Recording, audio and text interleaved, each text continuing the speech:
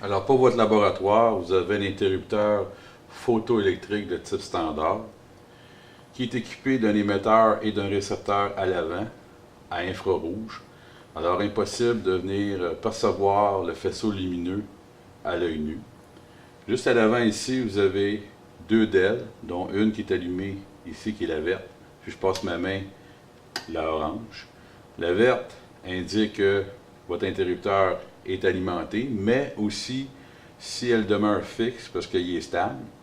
Vous avez la première microvis ici qui est marquée minimum maximum qui permet d'ajuster votre faisceau au niveau de la distance.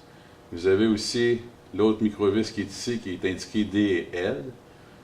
Alors le L va avoir une influence, cette vis-là, pardon, aura une influence sur votre sortie.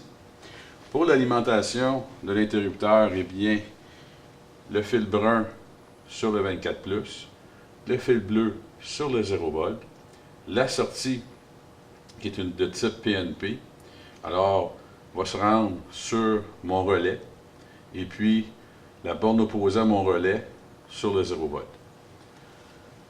Vous allez pouvoir voir ça dans votre cahier d'exercice au niveau du raccordement. Alors lorsque je passe ma main, on peut voir une DEL orange qui s'illumine, qui indique l'état de sortie. Donc la sortie est activée présentement, laissant le courant circuler vers le relais. Si je prends un tournevis de contrôle, comme celui-ci, puis je déplace ma vis vers le D. Alors c'est l'équivalent de normalement fermé. Alors le courant en tout temps passe à travers le transistor, puis se rend vers mon relais.